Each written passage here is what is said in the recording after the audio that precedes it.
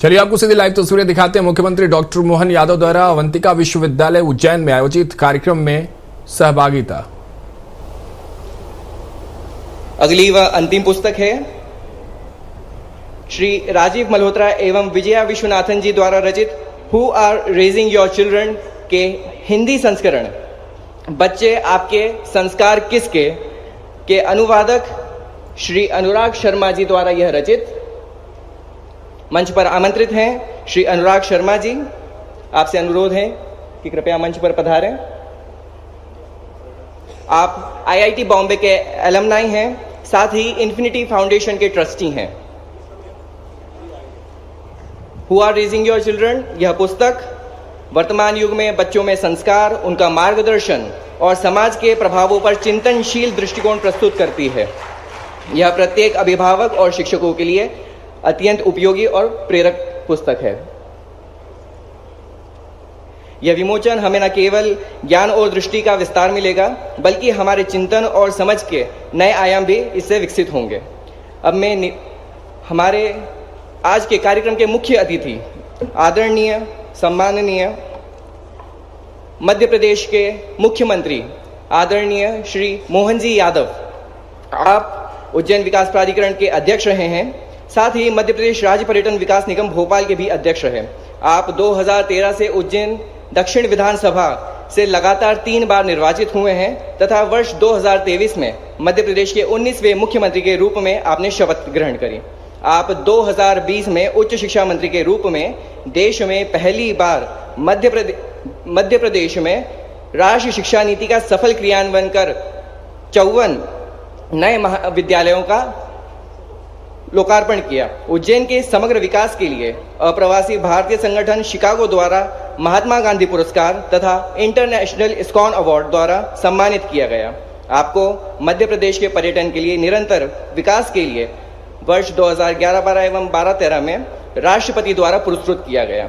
हम आपसे निवेदन करते हैं माननीय मुख्यमंत्री जी कि आप यह युवा विचारकों की सभा को संबोधित कर मार्गदर्शन प्रशस्त करें।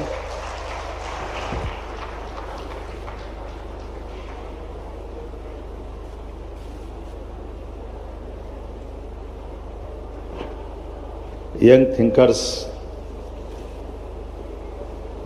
के इस कार्यक्रम में मंच पर विराजमान सच में विवेक जी, आपको अगर मैं नहीं सुनता तो मुझे लगता कि गलती हो जाती। जोरदार अभिनंदन करो हमारे अपने अद्वितीय और हमारे लिए सोने पे सुहागा। ये और अच्छी बात है, आप हमारे प्रदेश के ही निवासी हैं और भोपाल के वासी हैं। मैं आपका अभिनंदन करता हूं। इस अवसर पर आशुतोष जी ने भूमिका रखी है हमारे इस यंग थिंकर्स कार्यक्रम के लिए, खास करके जो मेरे को लगता है दूसरी बार आ रहा हूं मैं, एक बार एक कार्यक्रम में और आया था, है ना। और जिस प्रकार का ये आयोजन किया गया, दीपक शर्मा जी जो ट्रस्ट के अध्यक्ष हैं, माननीय, मैंने आपका सम्मान भी किया और दीपक जी के साथ इनके माध्यम से इस विचार का ही स्वागत किया है। मैं आपका भी सबका स्वागत करता हूं इस नाते से। हमारे इस कार्यक्रम में मंच पर विराजमान डॉक्टर नितिन राणे जी, आपका भी अभिनंदन। कुलगुरु अवंतिका विश्वविद्यालय, मंच के सामने विराजमान अखिल भारतीय कार्यकारिणी के सदस्य डॉक्टर मनमोहन जी वैद्य साहब, माननीय हेमंत जी मुक्तिबोध जी, माननीय राजमोहन जी, प्रवीण जी, केतन जी, माननीय अशोक जी पांडे साहब, हमारे संघचालक माननीय भरत शरण सिंह जी, सिंघई जी, बांगड़ जी और अनेक शिक्षाविद।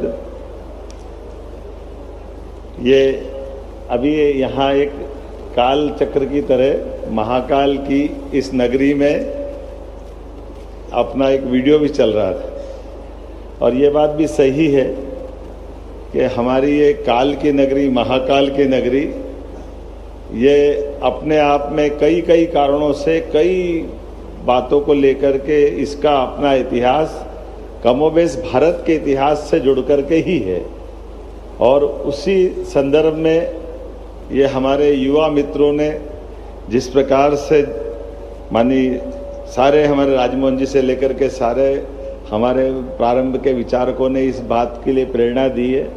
और जिस प्रकार से विवेक जी ने कहा कि सच में विवेक जी फिल्म के कलाकार, विचारक, चिंतक आमतौर पे उनकी धारणा रहती कि वो लोक रंजन के काम करते हैं और लोक रंजन के कामों के बलबूते पर वो अपनी आजीविका चलाने का काम उनका अपनी मजबूरी में होता है या जो भी कारण होते हैं। लेकिन हमारे इस बॉलीवुड के दृष्टि से जो आप काम कर रहे हो, मैं वाकई आपको प्रणाम करता हूँ, आपका अभिनंदन करता हूँ, जोरदार अभिनंदन करें।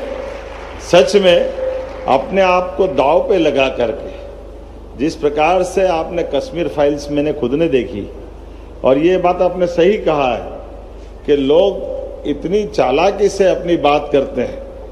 मैं आज के इस अवसर पर इस उद्घाटन सत्र के माध्यम से ही आपने इस 3 दिन के आने वाले कल की कल्पना कर सकता हूं कि ये जो हमारा विचार की जो यात्रा रहेगी, सच में भारत को इसी प्रकार की आवश्यकता है।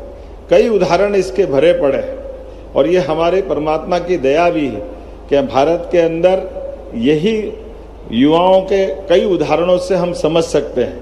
1923 में जब हमारे बीच Netaji Subhash Chandra Bose ICS exam pass करते हैं और आईसीएस एग्ज़ाम पास करने के बाद वो उस समय की जो आज की आईएएस एग्ज़ाम होती उस समय मेरिट में होते हैं और मेरिट में होने के बाद लोग उम्मीद करते जैसे आज कोई आईएएस एग्ज़ाम पास करे और वो बाद में कहे कि मैं नौकरी नहीं करूँगा तो बड़ा अटपटा लगेगा।